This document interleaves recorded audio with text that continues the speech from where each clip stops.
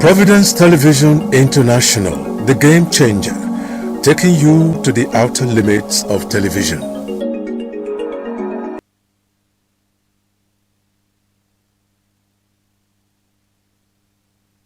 Welcome to the program Issues in the News. I am Ugbebo Ikikwa, and with me to discuss these issues is our usual guest, Dr. Emmanuel Igariwa. You're welcome to the studio.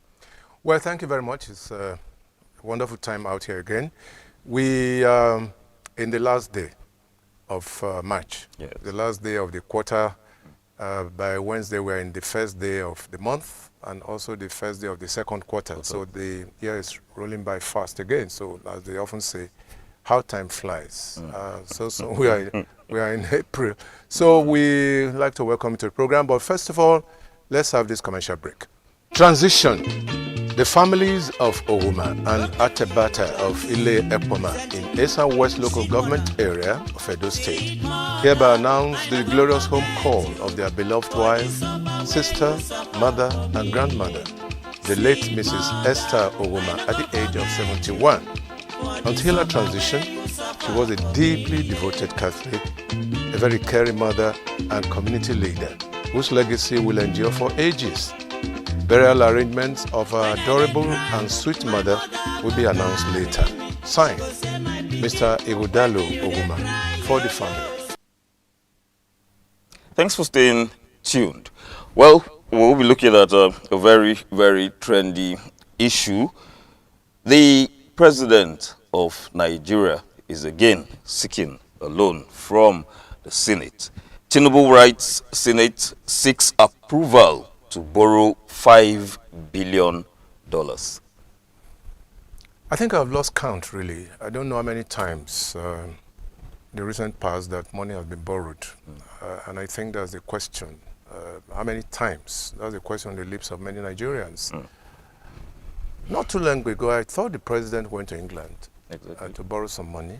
And now this is coming from, I think, from the UAE, United Arab Emirates, from Dubai, actually, it's a bank in Dubai, to the tune of $5 million. $5 billion. $5 billion. Yes, $5 billion. That is not a child's play, come to think of it. I don't even blame the presidency. It's the National Assembly that I blame. Where is the oversight function? Is it everything that the president brings to the Senate that they must approve? Okay. How many times have they told the president, look, Mr. President, we're sorry, this cannot fly? How many times have they done that? It has never happened. So it has never happened. I mean, as far as I know, as far as many Nigerians know.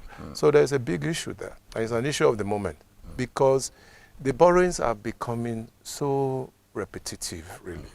And I wonder what the DMO is doing. I mean, DMO is an acronym for Debt Management Office. Exactly. In times past, they used to tell us on a regular basis how much has been borrowed, how much has been paid, and things like that. But right now, everybody is mute. Nobody is talking anymore, even from government quarters. So I'm just beginning to wonder for how long we're going to be experiencing this kind of thing. And meanwhile, we have an economy that is in coma, virtually in coma. People are languishing on a daily basis. Yeah. There is suffering in the land. If they are not telling the president, I think we're in a position to let the president know that there is suffering in the land. Look, many people have abandoned their vehicles, personal vehicles, because they cannot buy fuel. Yes. To take a trip in your car, a distance of about 5, 6, 7, or 8 kilometers, you need about 3,000. Okay, 3,000 will probably just give you only 2 liters.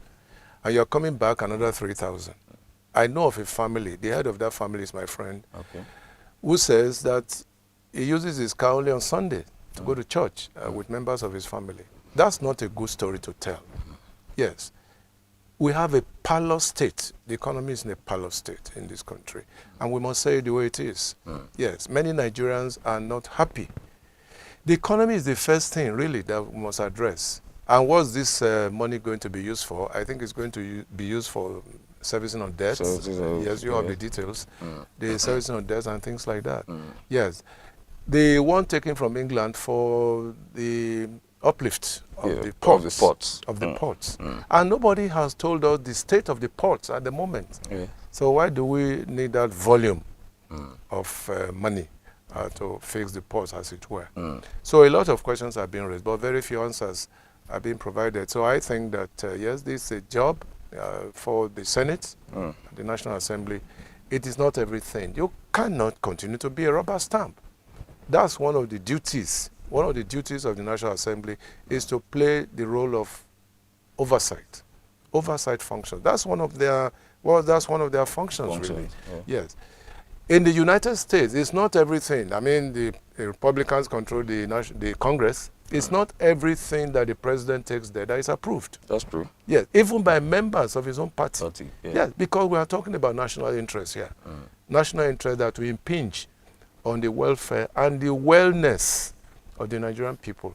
Yes, that's what it is. And it brings me to what's on the lips of many Nigerians. So many people saw the story this morning, and they were like, where are these monies actually going into? It also brings me to the issue of compassion as a leader. Are the ports the necessity now? Yeah, we must prioritize. I mean, that's the issue, really. I mean, in one of my books on leadership, I said it very clearly that compassion must be at the base. All other things are woven around it, you know. In this country, for instance, it's like we have a division. The elite, the leadership on one side, and then the led, the followers on the other side. So there's no sync. Yes, there is no correlation between the two. Okay. And the people are being left in the lurch, unfortunately. They are being left in the lurch. As we are talking, a lot of people are still asking, why did the presidency leave the national grid? Exactly. For example, to create or establish, what call it, a power system, solar system, yes, at the presidency. They are still asking questions. In other words, that has been done believing that the people are on their own. They can go after their welfare on their own. Okay? So we have a lot of issues that border on the welfare of citizens of Nigeria at this point in time. And this is one of them again.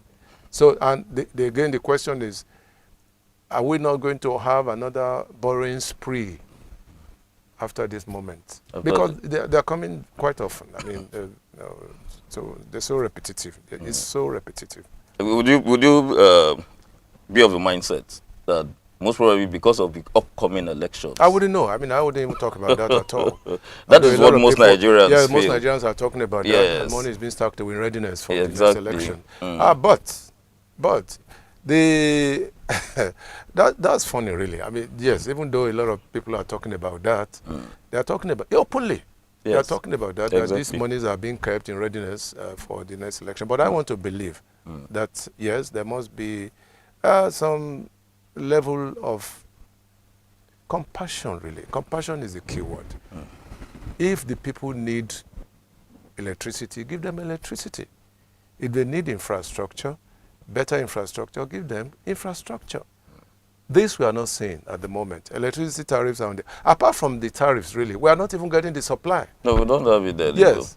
In many parts of the state and many parts of Nigeria, some areas 2 hours, 3 hours a day. If you're lucky, you get about 4 hours on a daily basis. Where does that lead us? A lot of small industries are closing down. They are closing shop. Yes. People are losing their jobs because you cannot pay staff. This is true. You cannot pay staff. All right? And what is worse is the fact that many people believe that there's no hope. You know, these are moments of despair, total despair. All right? And I want to sympathize with many Nigerians. And I hope our leaders, too, should sympathize with their constituents. Leaders at the National Assembly, state houses of assembly. They have constituents. They should sympathize with them and be on the same page with them in terms of their sufferings, their agony, and in terms of their total loss of hope. It brings me to this question: who is going to actually police the police? If you see that it is actually carrying out these actions like this, does it mean that we have no hope? There's nobody that will checkmate the activities? That's what I'm saying. I mean, that's one of the duties. That's one of the functions of the National Assembly, for instance. I mean, because in any case, the approval must be given through them. Yes. The president, by the way, the president has a right to ask for whatever. But it depends now on the National Assembly, by law, by the Constitution, to say that, look, Mr. President, we think that this is overboard, or we think that this is off limit. You know, this is one of their duties. And that's why a lot of people are saying that in whatever situation, the National Assembly is complicit. Exactly. in all of this. And Nigerians are bothered. They are really, really bothered, yes. My question is this. So there is nobody to checkmate the activities of the National Assembly. Yeah, that's what it means. That's what it means. Because Okay. the National Assembly is a self-regulatory body. Okay. If you know what I mean. I mean, Yes, legally speaking, it's self-regulatory. Even when they are doing wrong, they have the mechanism to regulate themselves. That is why, for instance, it is the anchor. If you're talking of democracy, the legislature is the anchor. Yes, because they make the laws. The presidency does not make the laws. The judiciary does not make the laws, even though some judges will tell you that, yes, they can change certain things. But basically, constitutionally speaking, it is the legislature that makes the laws for the good governance of this country. The executive is just there to execute those laws. But the laws must be in such a way that they promote the well-being, the wellness of the average Nigerian.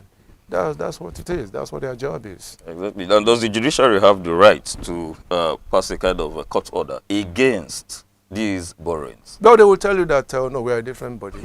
We are totally independent. It has happened in this country, you know that. They will tell you that, no, this is our internal affair and things like that. But truly speaking, why must we have frictions? Okay. Yes. In a situation that is normal, we mustn't have frictions. The National Assembly must be up on top of his game. Yes. To say that, yes, we are right. In any case, they are representing the people. Yes. In this case, are they representing themselves or the people? Yes. Yeah. Do they even listen to what the people are saying? No, they don't. In most cases, they don't. Yes. And for over some time now, we've heard this slogan that the economy is improving. From your own experience, what are the indices? Go to the street. Let the leaders go to the street. No, I mean, this is practical. Yes, let the leaders, starting from local government chairmen, state houses of assembly members and all that, up to the presidency, let them go once in a while to the street. Let them go to the marketplace and find out and say, no, it's not our duty really to say it now, because we've said it many times, many times, uncountable number of times. So, but let them go once in a while. I mean, that is the kind of mechanism that should help them to appreciate the problems that we have in this country. You know, so to ask me, it almost borders on rhetoric. For instance, if you ask me that kind of question, they should go to the street and ask them. Because we keep on hearing it every day. The Minister for Finance keeps on telling us that. The central bank man keeps on telling us. Even the president himself keeps saying it. That Nigeria is getting better. Look, let me tell you.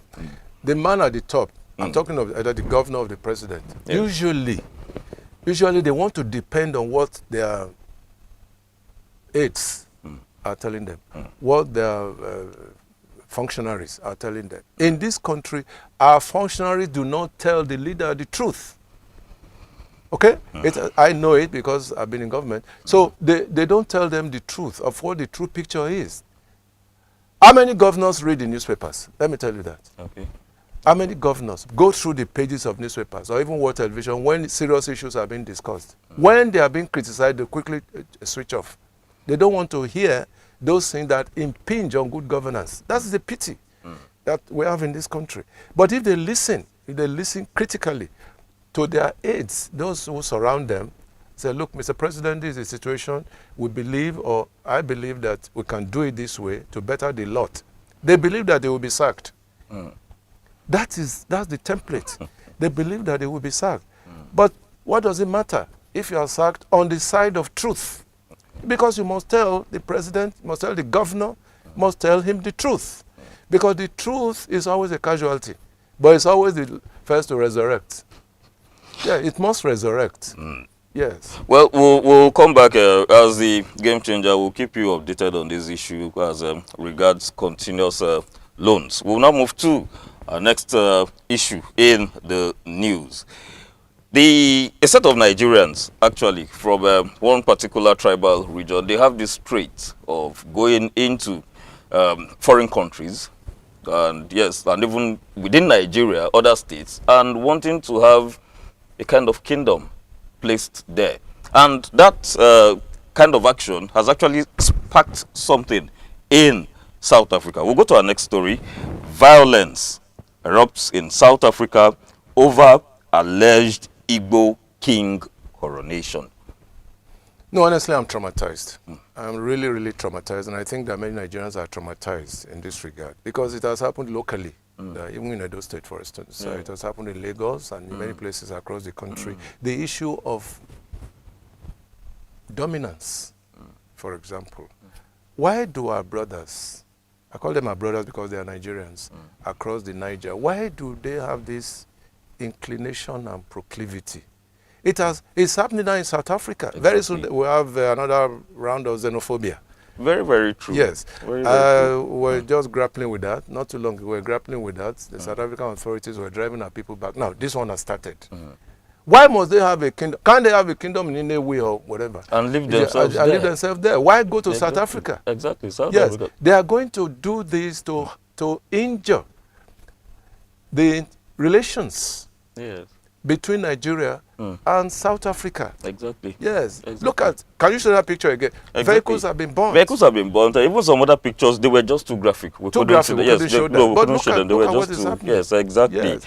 In South Africa, Exactly. vehicles are burnt. And no sovereign country would like that. At all. No, they won't tolerate that kind of thing. I wonder what the Nigerian ambassador in South Africa will be doing at the moment. I'm sure that they will, in the next 1 or 2 days, there will be a statement Definitely. to condemn this in its totality. And I believe that leaders of our brothers will be able to speak out. They should be able to. Yes, exactly. Yes, and bring those people back to normalcy. Because this is not normal. If you remember, you're giving Nigeria a very bad image. Very, very bad image. If you remember, Terrible this was the image. same thing that happened in Ghana just about a year ago. Yes. When they came out to the streets and no, we don't want Nigerians because of this same coronation thing. And then at the end of the day, I really wonder. When you heard the story, you made mention of the word expansionism. Is this part of it? This expansionism that is taken too far. I mean, it's crude. First of all, it's very crude. And why must an ethnic group be talking about expansionism? Okay. Expansionism is a term used for nations. You want to go into Ukraine, you want to go into Venezuela and stuff like that. But not an ethnic group in a country going to establish a kingdom in another country, another sovereign country. It's unheard of. Yeah, it's unheard of. Very soon now, the South Africans, of course, they have a short fuse. Very, very short fuse. South Africans have a very short fuse. And very soon now, we'll be hearing all kinds of reprisals. Yeah. This is why I think that the ambassador, the Nigerian ambassador to South Africa should speak out now and bring these people to their senses. It brings me to the functions, actually, because I've actually tried to go through the functions of the National Orientation Agency. Over time, this issue has cropped up, and we never heard anything from them. No, this is even beyond the National Orientation Agency. This is a job mainly for the Ministry of External Affairs. Okay. Well, as per this incident. Yes, External Affairs. The Minister of External Affairs should have a word to say in this direction. And the leaders of this ethnic groups or group, the leaders of this ethnic group should be able to send word across to their kith and kin in South Africa that, look, this is bringing the Federal Republic of Nigeria into odium, obviously. It is not right, it is despicable, and it should be condemned by every Nigerian. Exactly. Well, we'll move straight to other story. This time around, the issue of banditry in Nigeria, I've always asked, is it that it cannot be solved? Just on the 28th, or rather from the 28th to 30th March, there were killings in Kaduna and Jos. President Tinubu condemns Plateau, Kaduna killings, orders swift rescue of abductees. Over 30 people were killed in both incidents. I don't know. I think I'm short of words. Because how many times have we had this kind of situation in the recent past? Yeah. You can't count the numbers. It's unfortunate that right before our eyes, our brothers and sisters have been slaughtered by bandits. Exactly. Yes. And it's becoming a daily routine. Yes. Yes. Yeah. The question is, how many people have been killed today? Yes, that's the question people are asking, because it's a daily occurrence, a virtually daily occurrence. And I think that the president, as the commander-in-chief, should try and visit some of these places. It's not just to give orders from Aso Rock. No, it's beyond that now. He's the commander-in-chief of the armed forces. He should go to the... Look, let me tell you, in some countries around the world, when 2, 3 people are kidnapped, the president goes there. Look at what happened in India the other day. Yes. Yes, and it has happened in many places around the world. So I will advise that the president should take a flight to these areas, empathize with the families, and discuss with the authorities in the home states, Plateau and Kaduna in this case, discuss with them and see how these things can be brought to a final full stop. Okay. It's occurring virtually every day. If it's not Plateau today, it's Kaduna. If it's not Kaduna, it's Kwara. If it's not Kwara, it's Ondo State. They are going to churches and mosques. Yes. The other day we were hearing in social media that, oh no, there's going to be a siege on this country. I was expecting that the military command will respond to that, that no, people should not fear and stuff like that. But we didn't hear anything. So it's a pity that these things are happening on a regular basis. What baffles me now is whether we still have assistance from the United States. Okay. Yes, I'm not too sure of that anymore. The other day they went into Sokoto State and we thought we had some shore relief. But right now it's like America, is it that America itself is tired of coming to the assistance of this country? Or is it that the military itself is overwhelmed? Okay. These are vital questions for which we need answers. It actually brings me to my next question. So many people have been eagerly waiting for the state police to come on board. But do you think that the state police can succeed where the Nigerian army practically seems not to have succeeded as expected? The state police is like a double-edged sword, really. It's good. I mean, it's a constitutional issue, by the way. But I have my fears. If I said it before, it could be abused. Because who is going to be in charge of the state police is the state governor. Yes. Yes, and they could use it to abuse the electoral process. Yes, that proclivity will be there, obviously. But outside of that, it's a good thing to help the Nigerian police and probably the military command. Because a lot of our young men, they are looking for job opportunities. Yes. This is a good thing for them. They can be trained properly by the police and the military on how to even handle arms. But we call them the police, obviously, so they must handle arms. Definitely. Definitely. So that's my only fear that I have. Otherwise, it's a wonderful idea. It's an idea that we shouldn't just throw into the trash can. All right. At the time, I suggested that was when the issues of terrorism was not as bad as it is now, that we could embark on guerrilla warfare. You weren't in support at all. Are you still having that view now? Yeah, because first of all, our military, I don't think they are trained for that. Okay. Yeah, this guerrilla warfare thing. They are not trained for that. If they are, then obviously they should have been picking up these people very easily. But my suggestion, and I've always stood by that, is that we must devote more attention to intelligence, intelligence network, intelligence gathering. Okay. We must not allow these people to wreak havoc on our citizens before we take action. Yes. Let us take action before they even hatch their plans. That's where intelligence comes in. That's where America uses, by the way. So we must rely on intelligence. Because, again, as I said somewhere on this same station, you go to the northern fringes, for instance, as people are crossing our borders. They are from either Niger or Chad. You can't tell the difference between these guys and our own citizens who reside in Katsina and some of those states in the northern fringes. You cannot, because first of all, it's the same clothes they wear, it's the same language they speak probably, yes. the same religion, okay? So it's the same attitude they have towards life. So, but you need to really work on intelligence so that before they mix with the people and before they start to do all sorts of things, you pick them, you know, and you nip these things in the bud. That's the best method, as far as I'm concerned. I've always felt that the army is actually quite overwhelmed as regards, if not just let me say the security forces, have been quite overwhelmed as regards this issue of terrorism. And do you think that hiring foreign mercenaries could also help out?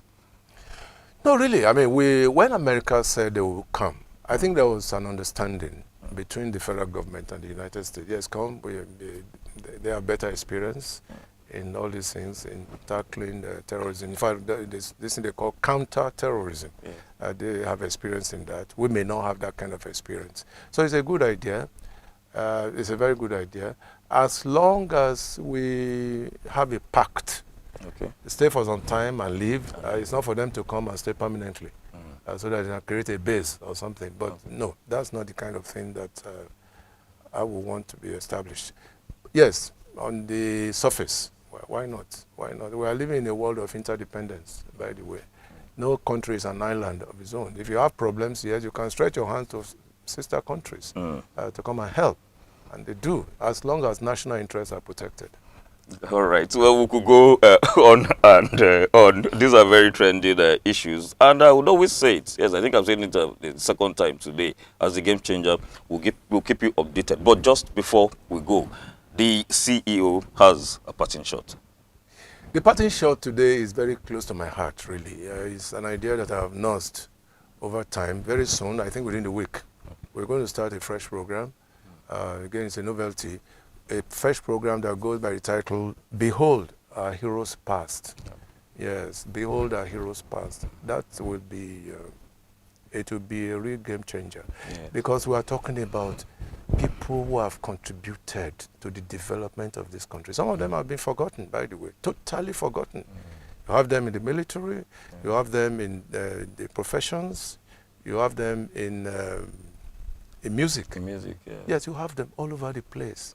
Yes, they have been. Most of them have been forgotten, but we need to bring back their memories because their activities continue to dance on the stage of our memories. By the way, so we need. Yes, I will anchor the program, and I pray God that He will give me the verve and also the vitality to be able to push through. In academics, for instance, I have names to reel out. I mean, there have been people who have been vice chancellors in this country who pay their dues. I mean, Professor B. Obaku, for instance, University of Lagos, Ezekiah, Oluwasomi, University of Ife. Professor Lambo, for instance, he became the president of the WHO. All right, Ishaya Udu. I'm talking of academics. I'm not even talking about other areas. Yeah, so many, so many that we can reel out. Meaning that this country is truly a great country. If we must look back to see what our heroes past have done, we will be proud of this country, and we can take a cue from what they have done. All right. Thank you so much for coming to the studio. And to you, our viewers, I want to say thank you so much for staying tuned. On this note, I want to wish you a wonderful week ahead until the next episode of Issues in the News.